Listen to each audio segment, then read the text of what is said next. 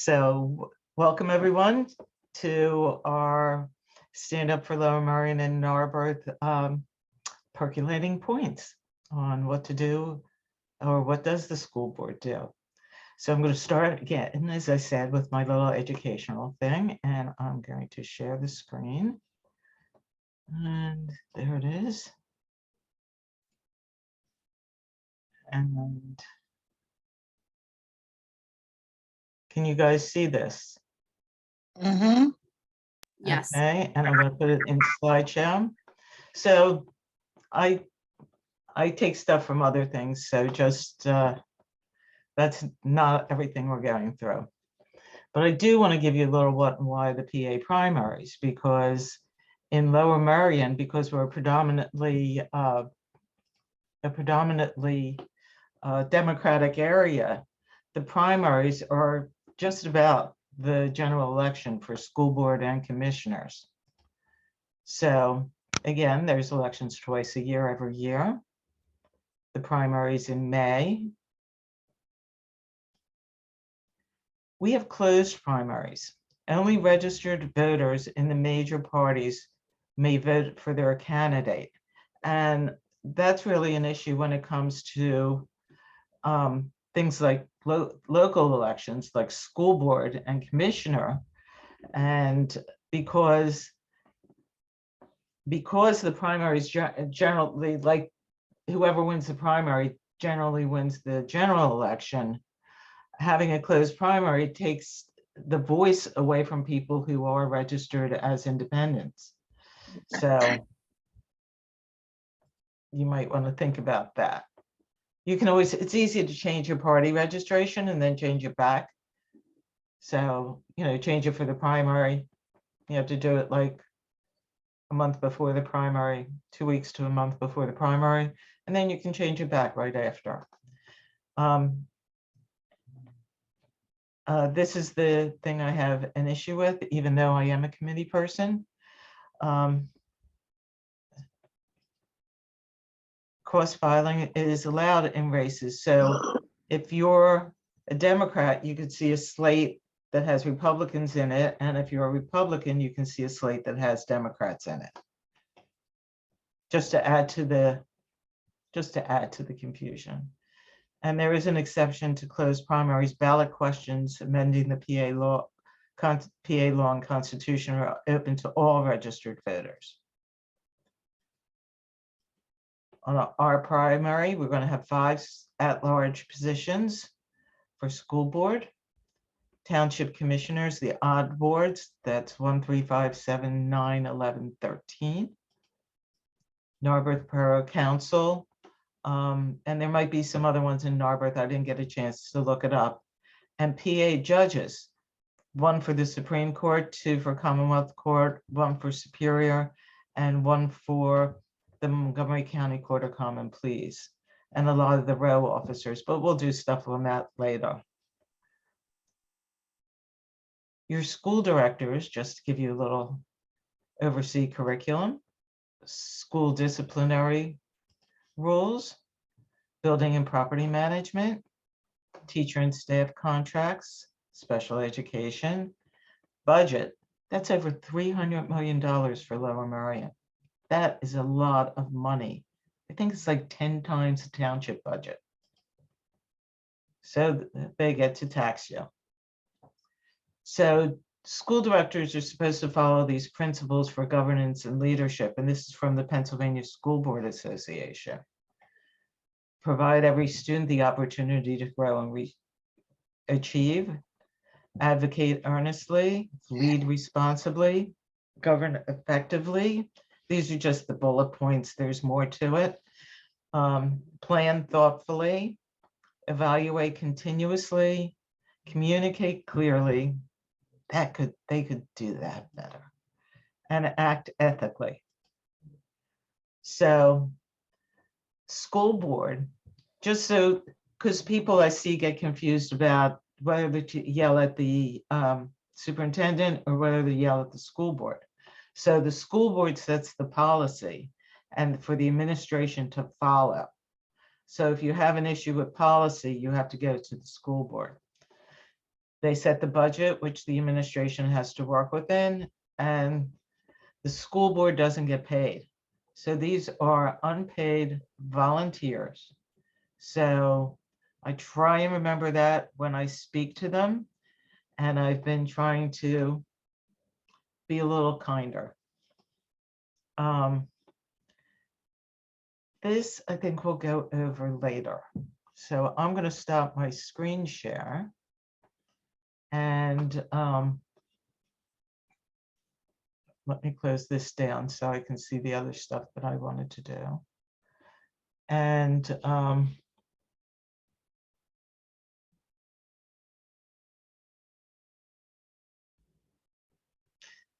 right.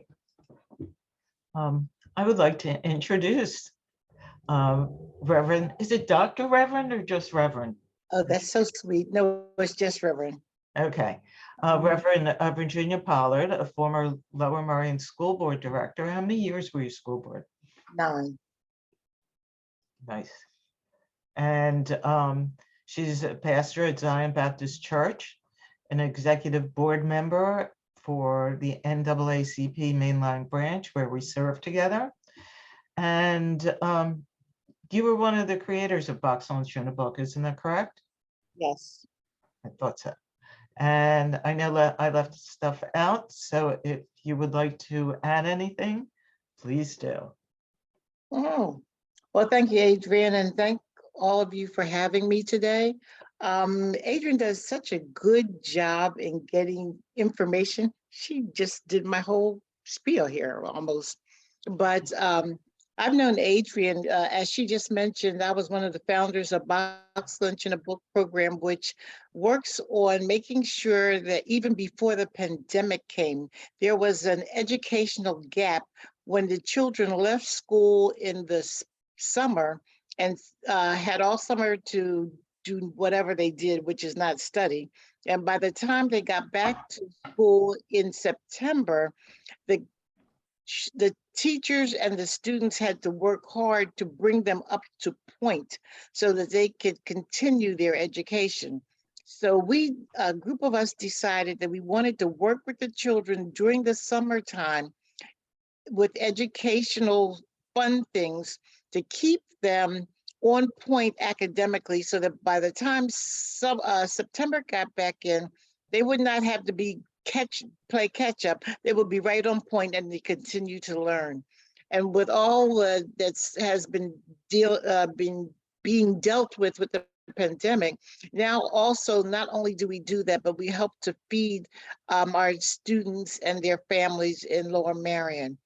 I was on the school board for 9 years, 9 because 1 year, one of the school board members had to leave because her husband was relocated to New York and she went to be with him. And so I was appointed for 1 year, and then for 2 terms I ran and successfully won.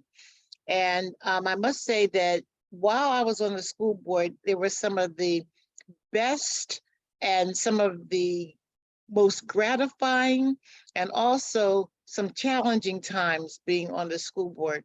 And when Adrian was talking, we were talking about getting people to run for the school board position that were qualified, that would be able to give up their time.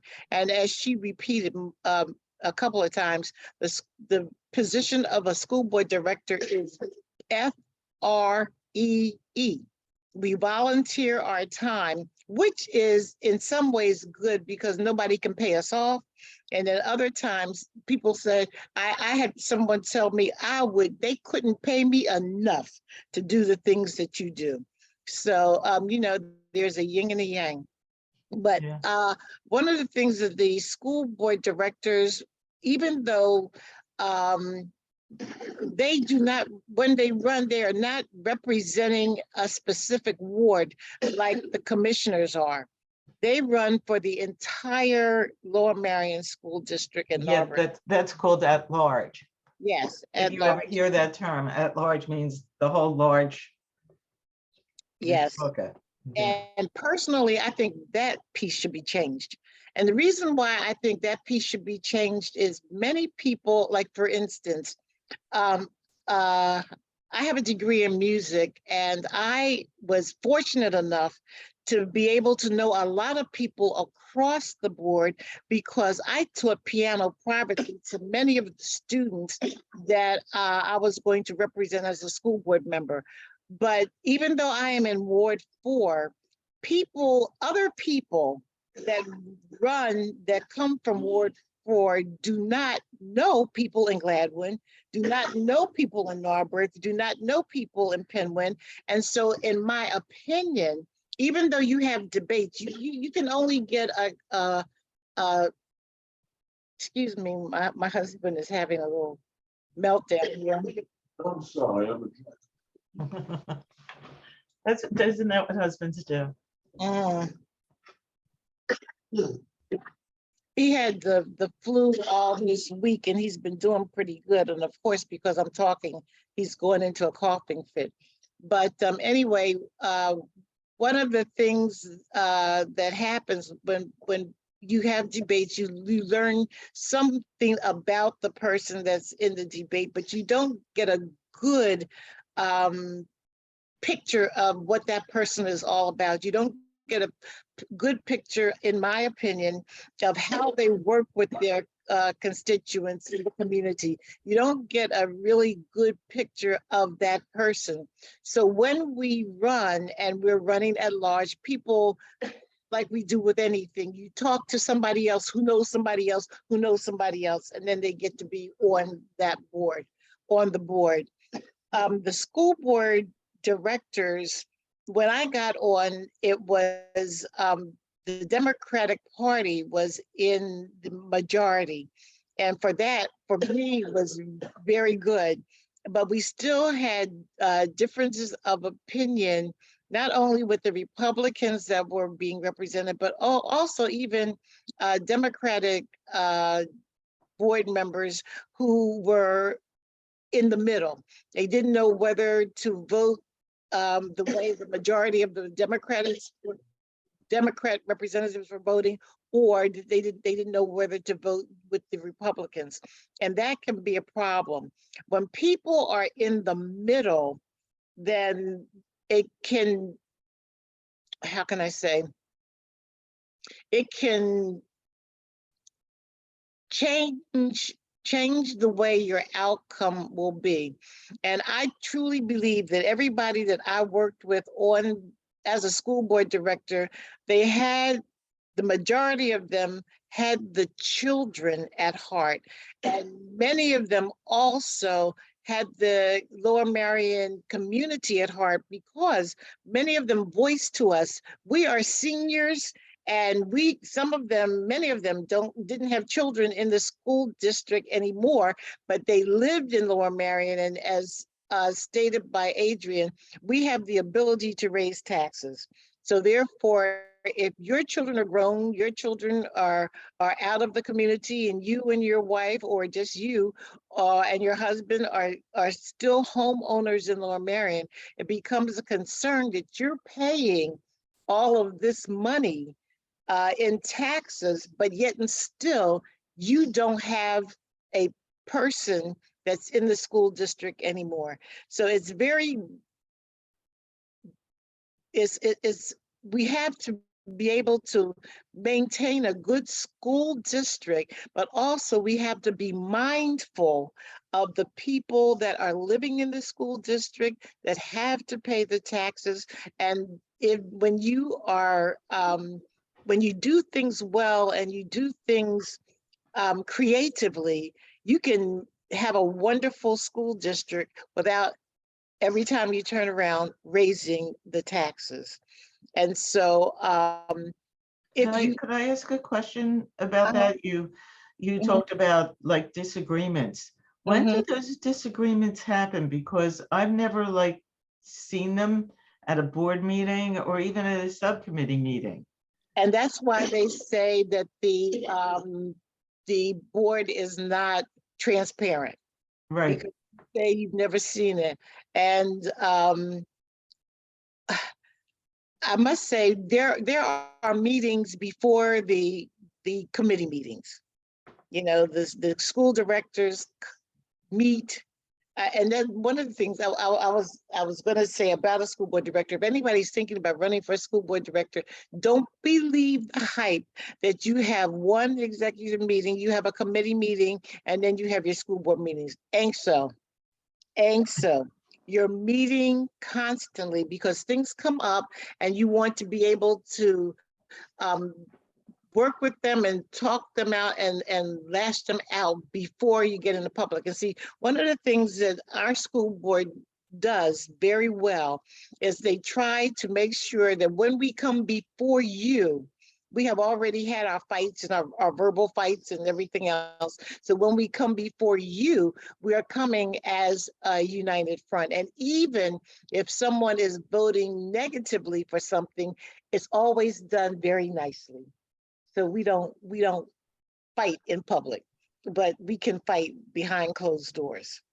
And there are many times committee meetings we have asked. When I was there, I wanted to have all of our executive meetings and committee meetings videoed so people could see what was going on, and they poo-pooed that. They said, "Oh no, we all have the regular school board meetings videoed and people can see what's going on there, but the committee meetings and other meetings do not get videoed so that the outside people can see what's going on." That's been one of our fights here at Stand Up for Lower Merion and Narberth, is to have those meetings recorded because they're at 8:30 in the morning generally, and that's when people are either getting off to work or getting their kids off to school, or in my case, still sleeping.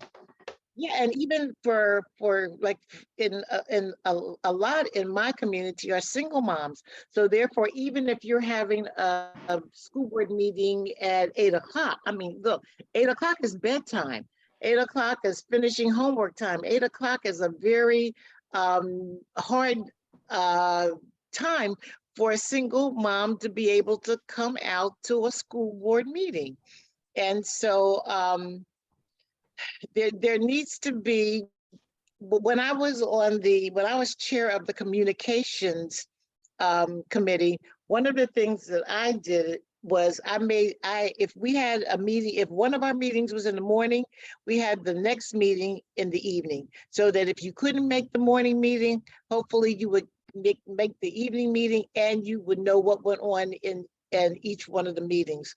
And I think they changed it back now, so it's back in the morning now. So, but I try to be cognizant of people that wanted to be active, but just couldn't be active at that particular time. You know what that's telling me, which is really interesting. I always thought you were so quiet on the school board. So now I know why. We yeah, it's interesting. It's very interesting. And again, people, you'd be surprised that we're not supposed to. When I gave out my at that particular time, I would only give my cell number out to people that I wanted to get me any time of day or night. I would only give my landline number out to people that were more business calls, more well, I was going to say church calls, but there were some people in our congregation that I didn't mind if they called me day or night. There are other people in our congregation that if they stumped their toe, they would call and they would want to keep you with them all night long. And so those people I didn't give my phone number out to either. But I say that to say, they get your phone number, the community gets your phone number, and trust me, they will call you. Sometimes people very sincere, if you're getting ready to vote on an issue and they call you sincerely with a calm spirit and talk to you in a wonderful way and not belittling you or trying to tear you down verbally or anything like that. But there are other people that will call you and are rude. They talk to you like you don't have sense. They talk to you like they literally are paying you to do what you're doing. And because they're paying you, you better do things the way they want you to do it. And you know what? That's a Mhm, side effect of the public not seeing those discussions. right. And I agree. Yeah. I So I'm sorry to, Kim asked, what years were you on the school board? 2006 to 2000 and I want to say 13. Okay, good. Thank you. I do Mhm. have a bunch of questions here. Oh, Janice has her hand up, so we might as well um, go there because this was the first time I asked for questions when we did registration, Mhm. and we have a bunch, and it was fun trying to find them in Zoom. Mhm. Okay. So, and that's a good question too, Michelle. Janice, go ahead. Yes, that- does it sway your vote when a person calls you and they're rude?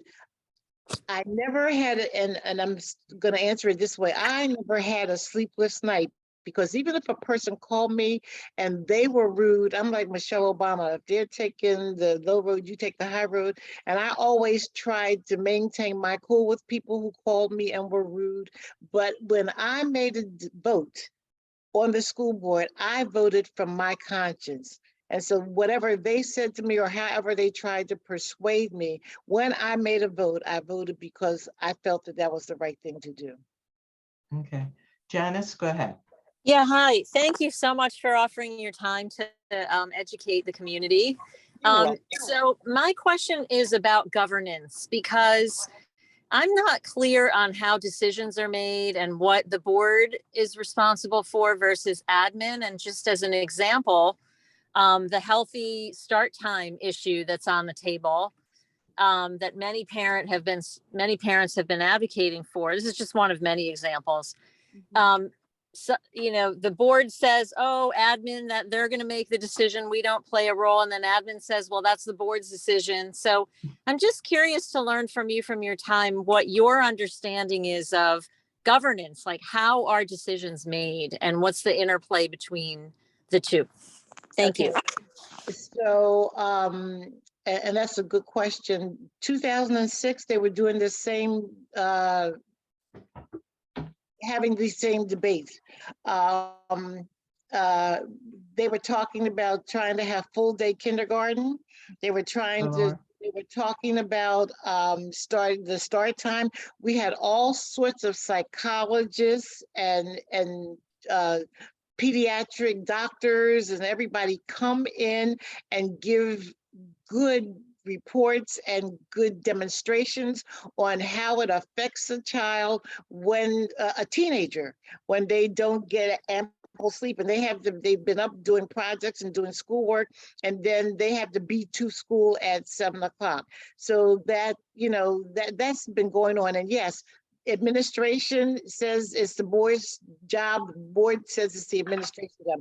Actually, what happens is it's the administration's job, because if the school board said, and we passed, and it was passed, that we should change the school times, what happens with administration, if administration can't get, quote unquote, the number of bus drivers to drive the students, if the administration can't fix it so that the tier of learning, like for instance, one group of children come in at and I'll just use the 7 o'clock, another group of children will come in at 8 or 8:30, and another group of children. If they can't put all those things together, whereas it's not disruptive to the school day, it's not disruptive to after school sports, it's not disruptive to other things like that,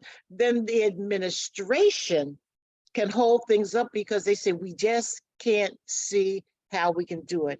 And from my experience, that is what's been happening from the time that I was on the board and even now. Administration is saying that they can't see how they can do it without disrupting many lives. And so it hasn't gotten into play yet. Okay. Yeah, that is really interesting because, so the school board actually passed something to say they wanted school start times to change, because that's not how they're speaking. Interesting.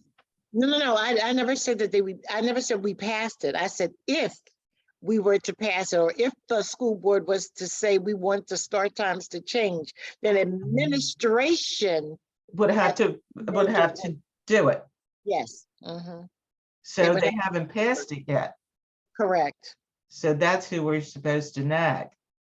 So, but can I just clarify? So that was a good example. So for any decision, it sounds like really the school board doesn't necessarily have power ultimately. Is that Exactly. fair? Exactly, yes. So, so how would you describe the school board's role then? So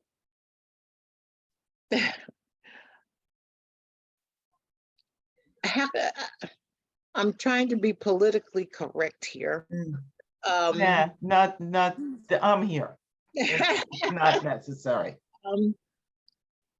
We are figureheads, and the school board, and I truly believe if the school board were to pressure the administration hard enough, then the administration would have to do the things that the community wants them to do. Yeah. Can I ask a question, Adrian? Wait a minute, but I've got Michelle and Ruth. Put your hand up so then it's easier for me to keep you all Sure. in order. Sorry. Michelle. You have to unmute yourself. Sorry, trying to unmute myself. Thank you. I know Hi. sometimes they don't want to be. Yeah. I just want to say thank you, first of all. I'm new to your Zooms. I always get your newsletter, and I find this subject to be very interesting because, oh, now she picks to bark, just like your husband decided to cough as soon as I unmute. So I just have been very curious about how members of the school board are put into their position, and also exactly what Janice just said of how they are with the policy, because at the beginning it said that the board sets the policy on your screen, but now it kind of seems like, in my experience, it sounds like they usually say the administration makes recommendations to the board, and then the board either approves or disapproves those recommendations. And most of the time they approve them. But with that current example with the healthy start times, I believe it was approved, and the school board added into it, I think it was Lucy Klein added into it, that you needed to have permanent Arnold Field lights to have the healthy start times. And I don't know why, but now it's kind of like we're back and forth with Dr. Mumin trying to figure out, because he says it's the school board and the school board is saying it's the administration. But, you know, at some point, somebody has to take a stand and say, who is it really that's going to make that determination? And I do understand what you said about if the board says yes to something, it's up to the administration to be able to carry it out, which Dr. Mumin is saying to us that it is possible, even with the buses and even with everything else, he can make it all happen. It's the lights that are now the holdup. And we don't know why they have to be permanent and not temporary. So, I mean, like, we don't understand how that works. Where it's like a back and forth. Nobody wants to take, I guess, accountability. Yeah. And I know Ruth has her hand up, but this has been something that was, when I was on, they were talking about the lights in Arnold Field. And I don't understand myself why that has been such a holdup. It's challenging. It's really challenging. You were saying that the board does policy, yes, and when the type of policy that we're talking about, there are things that come up, like for instance, and I'll just make up something. Girls can only wear skirts down to their ankle. That will be a policy of Lower Merion High School and Lower Merion school system. And so therefore we'll get it all, they'll make sure that it's legally binding, and then we'll have votes on it. And then after we vote on the policy, we will have it so that the community has a chance to look at it and see if they really like it. And if they really like it, then we go through and we have first, second, and third readings, so that when you're doing this policy, it will have been read enough times so that people will be able to make educated vote on that kind of a policy. So therefore, when you look in Lower Merion's policies and procedures, those are the things that the school board is overcharge of, those types of policies and procedures. So, and then like I said, when it comes to things like lighting and things like that, I don't understand the holdup. And then see, you have your people that work with Lower Merion who are engineers, and the engineers are telling people what is good, what is applicable, what won't work, and what can, and what I'm sorry, I start thinking and talking at the same time. But also you have your neighbors, again, as Ruth knows, you have your neighbors that are having to be taken into consideration with the lights that are going to be on Arnold Field at night, which is lighting up the neighborhood at night. And there are all sorts of things that have to be taken into consideration. And I don't know where the pushback is at this point, because again, I started on the board in 2006, and that was one of the concerns, and it's 2022 now, and it's still a concern. Okay, that's really good. Someone asked why the lights were a thing. It also, when it first started out, they were talking more about Friday night lights when they were talking about lights. It didn't really intersect with school start times. Right. And now they're saying that the lights are necessary so certain student athletes can practice in the fall if school starts later. Right. They could do other things with that and make physical education for those students be the last period of the day and have them go to practice instead of have PE. So there's our things. Jabuth, go ahead. Me? Is that Yes. talking? Okay. The lights on Arnold Field is just a false equivalency to the start time. There is a faction on the board that is devoted to the lights on Arnold Field. For some reason, one of the people that's employed by the school district that is not on the board but is an advisor to the board was a booster years and years ago, maybe 15 years ago, and she advocated lights on the field at that time. And there was a big production about putting millions and millions of dollars of reorganizing the field and putting lights on the field. She now works for the school system, and she's a big advocate, and so is Lucy Klein. And so they are driving this false equivalency that you need the lights to deal with the time change, and it's not true. And they spent millions of dollars on lawyers to counter the Wynwood Civic Association that brought a lawsuit and won the lawsuit because it showed that not only are the lights disrupting the neighbors and the community, but they're also against the nature of the night sky and the migrating birds and everything else that goes on at night. So to me, that's just, you know, a stall in terms of getting the start time Ruth, changed. may I interrupt you a second? I want this to be more of a conversation about Okay. maybe how we can advocate better, or, you know, exactly who does what on the school board, rather than get into the nitty-gritty of the actual issues that are at play.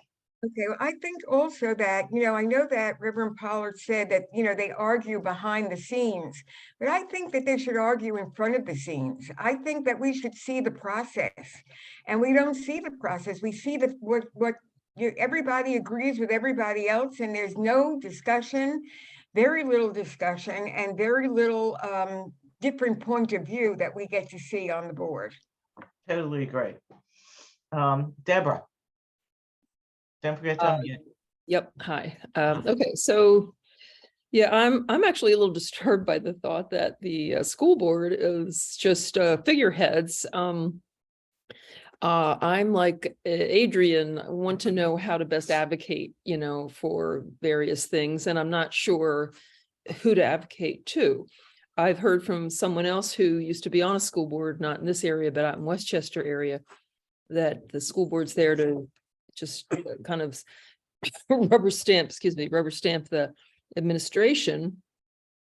But I just have a hard time believing that they don't have any influence. And so, for example, excuse me, with Oakwell, just to take an example, who, you know, if the school board is hearing arguments about that situation, and they feel strongly one way or the other, who are they talking to, and how do they have their voices heard? What's the point of a school board if they're not going to be, you know, paid attention to? So the administration, I mean, who do we talk to be heard? And I would agree with Ruth and others that it would be a lot better if we could hear the conversations, because what we're confronted with is just this sort of stoic unified front, which I think is very frustrating for people.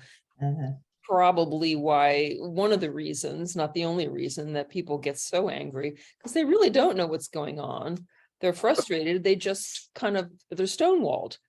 And you know, that's not a good scenario. So that would hopefully could be something that could be changed at some point, but I know that's really, really difficult.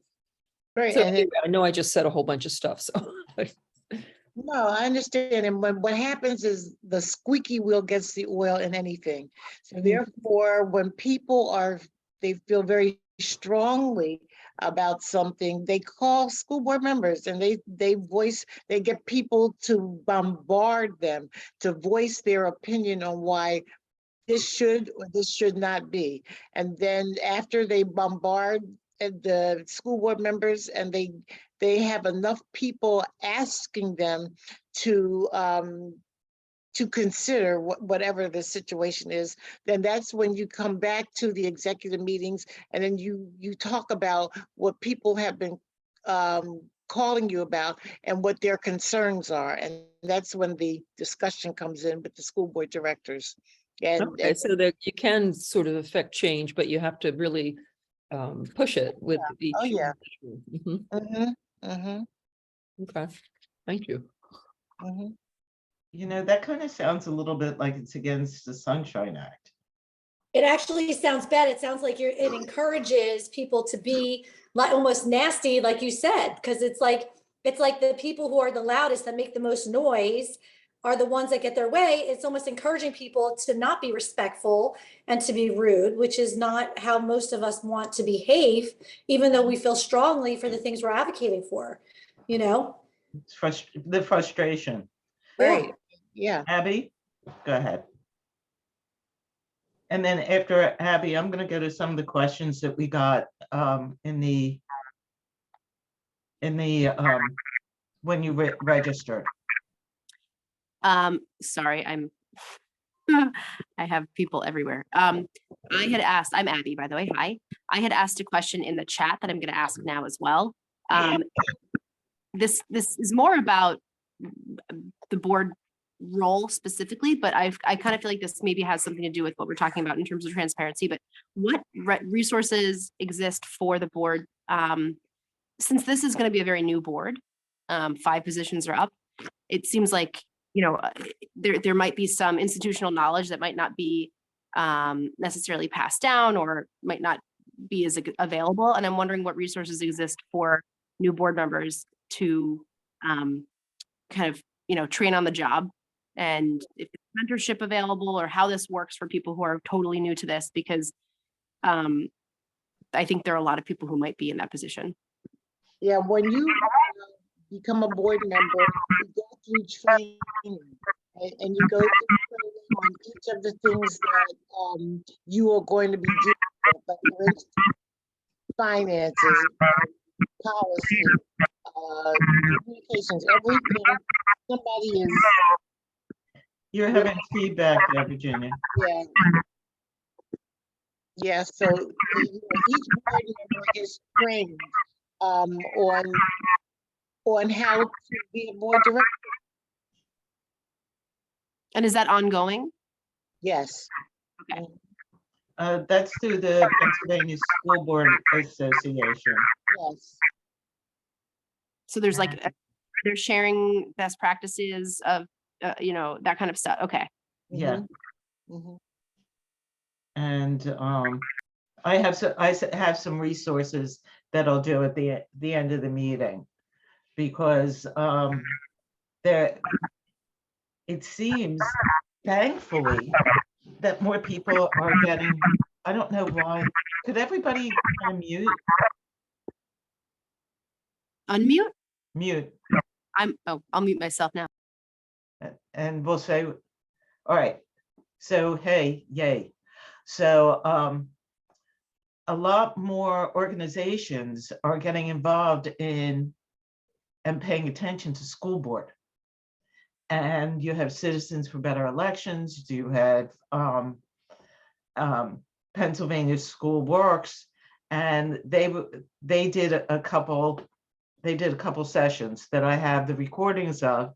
So I'll share that out when I share out the recording of those other resources. And in fact, on Thursday at both 8 o'clock in the morning and at 7 o'clock at night, oh look,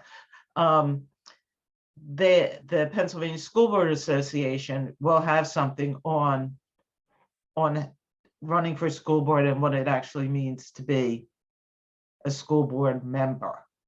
So there's lots more resources out there. And I think if everybody keeps getting together and sharing all this information, it's going to make for a better board. And oh, that's nice. Thank you. Campari and orange juice. A nice before dinner drink. And so it makes for more people to get educated about the position. And I think that's really important. But Because that's one of the main things that I keep hearing I guess, interpreting, I should say, is that you know, whenever a question is brought up, whether it's a question that has been discussed for a very long time, like start times, or something kind of more a bit newer, it seems like there's kind of, it feels a bit like there's not a lot of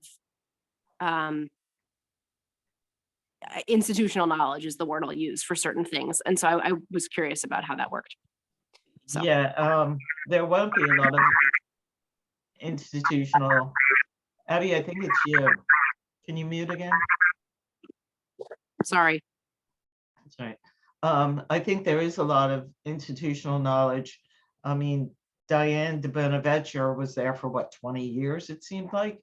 So she was always, you know, leading the board on certain issues. So she could give them that history. They don't have that history. We're going to have a really new board this this time coming up. Somebody just wrote husband of the year. He does have his moments, yes. So I'm going to go to a couple of the questions that were in here. That there's a lot of questions about Oakwell, and I understand that. Some of that I want to save for the end of the meeting when I was talking about getting a little more political. So Philippa asked, are school board members required to have children in the public school system versus the private school system? No. Thank you. I knew that one. What is, seeing what's happening in Texas, what is the influence of national policies, state policies, or even county policies on the school board? I know state policies.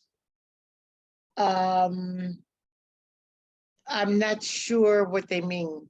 Okay, so for example, if the state legislature passes something about don't say gay, you guys are kind of like under the gun to kind of follow that because it comes down from the state, correct? Yes. One of the things when I was on the school board, trying to be sensitive to, at that time, it was just the LGBTQ community. The rest of the letters said LGBTQ. The rest of the letters hadn't been handed down. That's when they changed from male bathrooms and female bathrooms to unisex bathrooms, trying to be sensitive to what was going on within the school district, I mean, within the community, and what was going on within the Lower Merion school system community.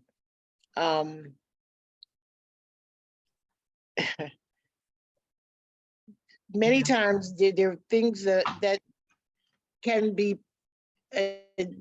brought up, and there are people people go along because it's the quote unquote politically correct thing to do, which does not always reflect your personal opinions, but because it's the politically correct thing to do, that's the way you vote because of how you feel.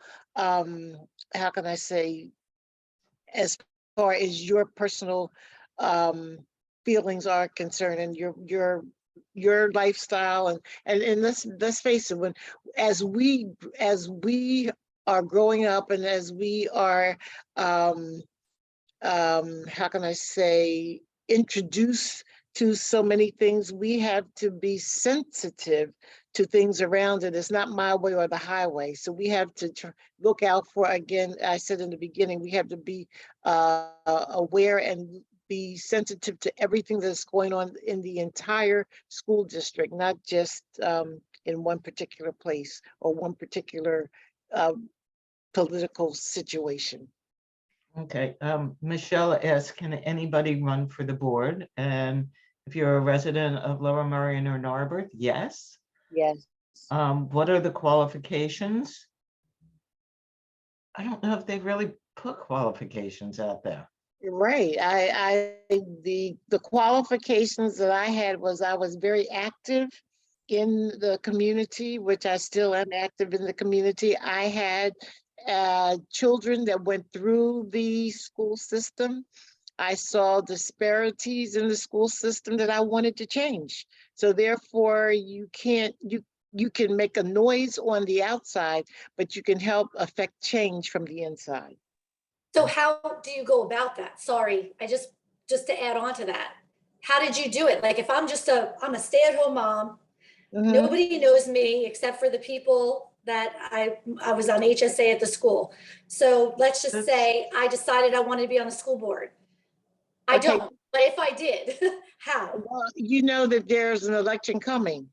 So Yeah. therefore, you can go actually to the school and not the school, but the administration, and ask how to go about becoming running for the school board. And they would give you all the particulars, and also go to your Democratic committee person, or Republican committee person, if that's it, and let them know that this is a position that you're thinking about running for. We Oh, can so go, this we is can a go this after, is we can go political? through that at the end of the meeting, because Okay, I can sorry. give you all that information. Okay. Okay. Kim, just hold on. Let me continue on. Michelle asked another part of the question that I'm going to save for later. Abby has a good question. I am curious to learn about the true time commitment of a board member, specifically in regards to balancing a young family. Well, again, there are meetings in the morning. There are meetings in the evening, depending upon what committee you usually, school board member is usually on minimum 2 committees. So you will have meetings in the morning, you have meetings in the evening, but also you have meetings to prepare for the meetings. And so many times it takes preparation time. I feel takes more time than the meetings themselves, because you have to be prepared for the meetings when you go into them. And so that takes some time. Okay. Kim, because the rest of these were like more political on, like how to run and stuff like that, that I can answer. So I want to get, we'll get Kim, and then we'll get Ruth. And if no one has any other questions for Virginia, we'll go on and I'll end this recording and we'll go off book. Can you guys hear me? Yes. Okay, my speaker's been working on and off. Adrian, again, thank you very much for all that you and Annie do. Annie, thank you too. And Reverend Pollard, thank you for coming and informing us. I think that it's really clear that many people, and this could have been the case 15 years ago, 20 years ago, feel extremely frustrated with what seems to be this echo of lack of transparency. And I do think that, as some other people have said, having some of the internal conversations in the light of day would help. And Adrian, this may be something you want to come back to at the end. I think that there is a perception, and Reverend Pollard, I don't know if when you were on the board, if there might have been more of a mix in terms of party. Kim, I know where you're going. We'll discuss that after. Okay. Okay. Okay. I'll leave that for after. Yeah, leave that there. Don't. Okay. We'll get to it. Ruth? Yeah, okay, I put this in the chat. I remember, because I had just become a committee member, that we elected school board members in 2021. Doesn't the term last 4 years? Or is this like a new, because I remember some of the ones we elected. There Or are is it 9 alternating? school board members. There are 9 school board members. So you have 4 being elected at one time and 5 being elected at another time. So Got that's, it. that's For that institutional memory. Yeah. Thank you. That's all. That's it. The same with commissioners. The even commissioners ran 2 years ago. Now the odd ward commissioners are running this year or coming up here. So same thing. So Reverend Virginia, thank you so much for doing this. Your time is very valuable, and I appreciate you sharing it with us here on a Sunday afternoon. And I am going to end the recording at this point. And I want to thank you very much for joining us. Oh, you're so welcome. Thank you.